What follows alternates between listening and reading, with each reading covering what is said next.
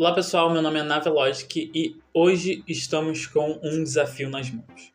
Bom, o desafio é a atividade número 1 da Imersão Profissional Projeto Bancos de Dados da minha faculdade, a Unicesumar. Então, o desafio contempla nessa tabela aqui. E essa tabela, ela aparentemente é usada por uma escola para registrar inscrições de alunos em cursos. Mas como vocês podem notar, ela está com alguns problemas que violam boas práticas de um banco de dados. E hoje, o intuito desse vídeo é tentar resolver isso da melhor forma possível para mim. E é óbvio que eu coloco esse objetivo, não é com o objetivo implícito de te ensinar alguma coisa.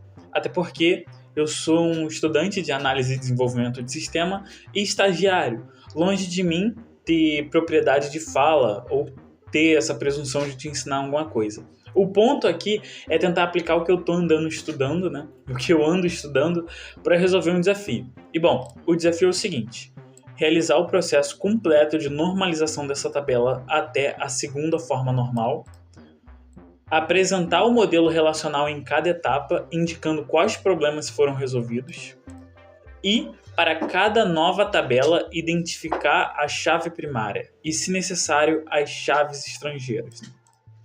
Então, analisando essa tabela, a gente já pode ver o primeiro probleminha, que a regra da primeira forma normal ela é clara. Cada cédula da sua tabela, cédulas são essas linhas aqui, deve conter um único valor, no caso ser atômica, e não pode haver grupos de repetições. Então a gente pode ver isso sendo representado aqui em telefones de emergência, temos grupo de repetições aqui, e interesses alunos, temos 3 grupos de repetições aqui. Bom, de onde que eu estou tirando essa informação? Estou tirando essa informação do livro.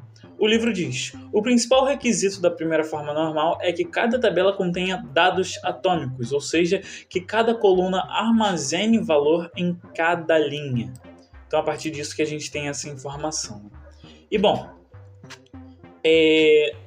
se a gente, usando de exemplo aqui, se a gente quiser pesquisar o interesse de um aluno, a gente teria que fazer uma forma mais elaborada de se fazer isso do que só puxar todos os interesses relativos a esse aluno, Então a gente teria que jogar alguma pesquisa de texto, e isso talvez resultaria em uma performance degradada, Pensando sempre aqui que a gente tem que pensar em forma de notação Big O, Então a gente sempre tem que focar a performance, Então, ao meu ver, para eu resolver isso aqui, a gente pode fazer 2 novas tabelas, No caso, uma tabela para telefones de emergência e uma tabela para interesses, Então, é isso que eu vou fazer agora.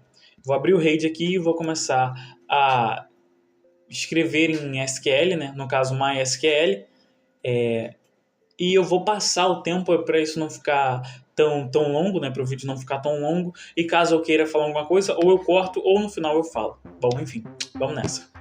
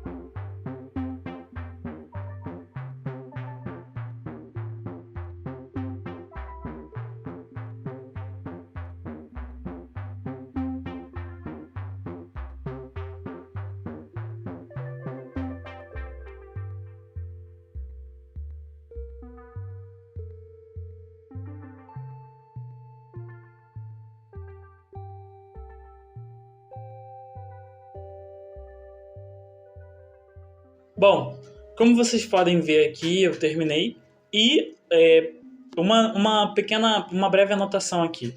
Como vocês podem ver aqui, interesse eu coloquei como varchar 100. No caso, vamos supor que seja um curso, uma escola específica, né? Então, essa aluna ela tem interesse em, por exemplo, artes, matemática, física, etc, etc. Eu não precisaria de um varchar aqui. Se eu sei quais são os interesses possíveis, né, eu poderia simplesmente passar um enum aqui, que ficaria muito melhor para o para o a performance, né? Então se eu colocar aqui,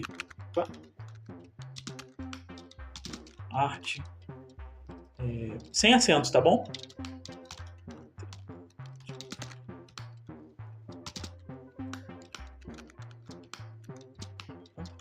ED, será que funciona? Olha aí. Então eu poderia fazer dessa forma. Aí, dessa forma, os valores que seriam permitidos dentro de interesse seriam só arte, matemática e educação física. E isso resultaria em um ganho de performance, obviamente. Não teria muita coisa para pesquisar e a gente não teria que pesquisar, por exemplo, textos, né, escritos com acento, ou etc. A gente ganharíamos tempo, né? E ganhando tempo, ganhamos performance. Bom, vamos apagar isso aqui e vamos deixar no varchar mesmo, porque eu não conheço essa escola não me contratou, eu sou só um freelancer, então não preciso fazer o trabalho perfeito, né? Brincadeiras à parte. Bom, agora a gente vai seguir então para a segunda forma normal. Isso porque, lembrando que o primeiro desafio é a gente ir até ele de fato, né? A segunda forma normal, para resolver ela, a gente tem o seguinte problema. O nome Ana e o seu telefone aparece, seu telefone que eu imagino ser o telefone principal, né? Aparece em cada curso que ela faz. Então a Ana, como vocês podem ver aqui, ela faz o curso de lógica e web design. E vocês podem notar que Ana está repetindo aqui todas as informações e aqui também. E isso é inconsistente, porque se o telefone da Ana mudar, a gente vai ter que atualizar todas as linhas onde ela aparece. Isso viola a segunda forma normal. E a segunda forma normal diz que a tabela com chave primária é composta, todos os atributos não chave devem depender da chave primária interna. De onde você está tirando isso? Novamente, tem aqui no material didático que eles forneceram, né? Ou seja, resumindo aqui, né, abre parênteses. Isso significa que cada atributo não chave deve depender totalmente da chave primária da tabela e não apenas de uma parte dela. Esse conceito é especialmente relevante em tabelas com chaves primárias compostas, né? A dependência parcial ocorre quando um atributo depende apenas da parte de uma chave primária composta e não de toda ela. Bom, ou seja, na nossa tabela de inscrições, né, supondo que a gente tem uma tabela de inscrições aqui, a chave que identificaria unicamente uma linha é a combinação de aluno ID, e curso. Mas nome aluno e telefone aluno, eles só dependem do aluno ID. Vocês conseguem ver isso? E, no caso aqui, professor também só depende do curso. Ou seja, essas são dependências parciais. Então, a solução para isso é a gente separar essas entidades. A gente pode criar a gente já está assumindo isso aqui, né, no alunos, né? A gente vai criar a tabela de alunos, a tabela de cursos e a tabela de inscrições, né? Então é isso que eu vou fazer agora nesse SQL aqui. Então, vamos lá. Mais uma passagem de tempo aí.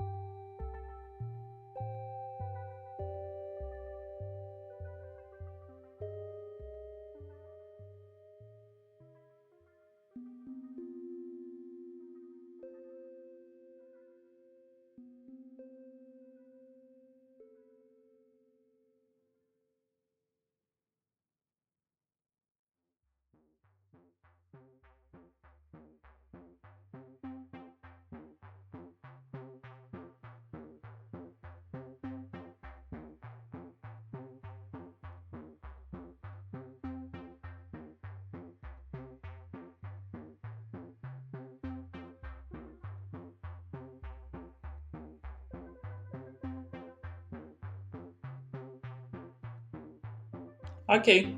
E aqui temos nosso SQL final, né?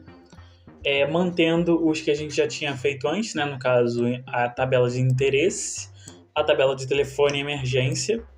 E aqui a gente pode... Temos alguns comentários, né?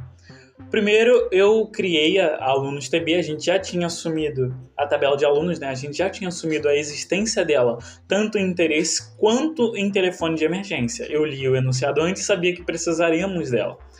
Bom, e a partir disso nós temos o ID, ou seja, o identificador desse aluno, o nome, coloquei bem generoso aqui o padrão, né, do MySQL 255, e o telefone. O telefone, se eu quisesse, eu poderia criar uma nova tabela para telefone e linkar ele aqui, só que eu achei que não seria necessário, então só coloquei ele como exemplo de como você poderia resolver isso passando o telefone aqui.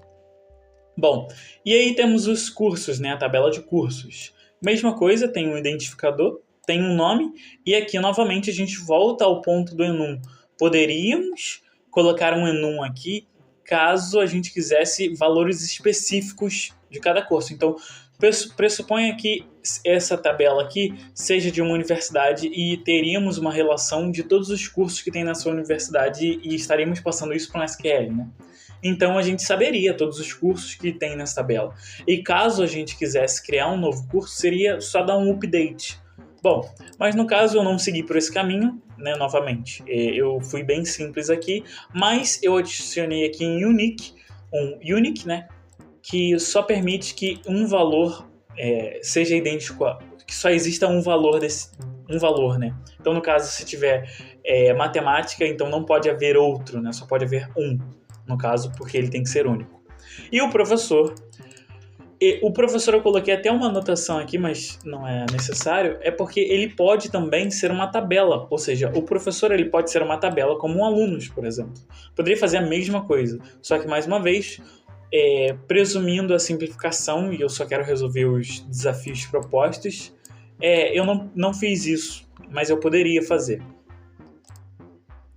Calma aí. Ó, já vi um erro aqui, né? Eu coloquei um ponto de interrogação, uma vírgula aqui no final, e aqui faltou o fechamento e a chave, né? Agora sim, a inscrição está correta. Então aqui nas inscrições, né, nós temos o ID dessa inscrição, nós temos o aluno e o curso. Ou seja, é uma tabela bem numérica, né? Não vai ter número, não vai ter valores de string nela, né? E aqui era o que a gente já tinha visto. E com isso, a gente pode, inclusive, já rodar esse SQL. Então, eu vou apertar aqui Ctrl A e vou apertar aqui, cadê? Para ele executar esse SQL, né? Executando aqui, como vocês podem ver, nenhum erro foi gerado. Beleza, então. Então, vamos ver essa tabela aqui no RAID, né? Jogando para o lado aqui e apertando para atualizar. Aqui, ó, ela aparece aqui. E como vocês podem ver, agora temos as tabelas criadas. Bom, é óbvio que também para finalizar isso, eu não ia deixar esses dados aqui vazios, né? Então tomei a liberdade de fazer um SQL de inserção bem básico com os mesmos dados que estão naquela tabela do desafio que a gente recebeu, né? Então vamos executar aqui, vamos limpar e vamos executar aqui. Como vocês podem ver, nenhum recorde deu problema. Então a gente já vem aqui em dados e apertar F5. E aqui a gente vê na tabela alunos, né? Temos aqui o ID da Ana, o nome dela e o telefone. Nos cursos nós temos lógica e o professor. Inscrições, como eu falei, nós temos o ID, que no caso é a Ana, e o curso que ela tá. Então o primeiro curso é lógica, né? E os interesses. Então, como vocês podem ver aqui, a Ana, né, que está representada aqui, ela tem interesse em programação e matemática, né? Vamos ver quem é o aluno número 2, é o Bruno, né, obviamente. Acabei me confundindo, o Bruno. Então, o Bruno tem interesse em dados, BI e segurança. E aqui nós temos os telefones de emergência, né? Então, como vocês podem ver, a Ana tem 2 telefones de emergência. Opa, olha, tem como ver aqui também, eu não sabia disso, ó. Vivendo e aprendendo. Deixa eu dar um zoomzinho aqui. A Ana tem 2 telefones de emergência, resolvendo então todos os problemas que a gente estava tendo aqui nesse banco de dados. Bom, passando agora para o desafio 2, né? Apresentar o modelo relacional em cada etapa, indicando quais foram os problemas resolvidos, né? Isso eu já fiz falando aqui, né? Então não vou refazer. Se você quiser prestar mais atenção, é só você voltar. Opa, temos um errinho aqui, ó. Como eu selecionei aqui, ele ficou aqui. Seria comentando, né, cada etapa disso aqui, só que eu não vou fazer isso em vídeo. E também, para cada nova tabela criada, identifique a chave primária e, se necessário, chaves estrangeiras. Também, agora já no final do vídeo, isso seria moleza, então chave estrangeira é isso aqui. Opa! É isso aqui, e a chave primária é essa aqui. Então, sem dificuldade nenhuma, muito bem autoexplicativo, né? A SQL tem uma linguagem muito autoexplicativa. E eu espero que você tenha entendido melhor como resolver esse desafio a partir dessa observação aqui, né? Deu fazendo, obviamente. E eu espero que eu tenha te ajudado a tirar alguma dúvida, a sanar alguma dúvida. Um ponto importante que eu não posso deixar de comentar é um erro que eu notei agora, né? Todas as tabelas aqui, ó, estão no plural. Alunos, cursos, inscrições, interesses, exceto telefone e emergência. Ou seja, isso é um erro de normalização. É um erro de arquitetura. Eu não vou corrigir porque é um erro pequeno e o objetivo do desafio não é corrigir esse erro. Então eu vou deixar ele aqui no vídeo, mas eu não vou enviar assim. Eu vou colocar telefones de emergência, né, obviamente, já que todas as nossas outras tabelas estão no plural. Então esse é um ponto de atenção, você tem que prestar atenção se as suas tabelas estão no singular ou no plural. Normalmente eu deixo as minhas tabelas no plural e os meus modelos, seja na linguagem de programação que você estiver usando, ou seja, nas classes, são obviamente no singular. Então é alguma coisa que você tem que prestar sempre atenção, tá bom? Eu espero que você tenha gostado.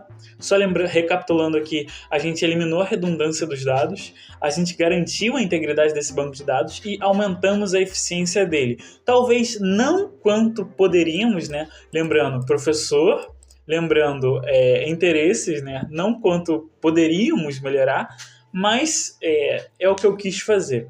E esse é o poder da normalização. Quando você pega um banco de dados já estruturado, é óbvio que vai ser mais difícil do que criar um aqui do zero. Eu poderia ter criado um banco, o mesmo tabela que está aqui, né? Eu poderia ter criado e ter feito os updates, mas eu quis fazer um caminho mais passo a passo, que é o que pede aqui, né? E não pede para a gente atualizar nada, mas se pedisse, e se fosse um banco de dados maior, a gente teria que dar muito mais atenção a certas coisas, né? Eu espero que você tenha curtido esse vídeo. Se você curtiu e conseguir entender o processo, deixe seus comentários aqui embaixo, né? Se você não conseguiu entender o processo, deixe seus comentários aqui. Críticas são muito bem-vindas, né? Sugestões são muito bem-vindas. E é isso. Eu espero que você, no próximo vídeo, goste tanto quanto esse primeiro, se ficou até o final.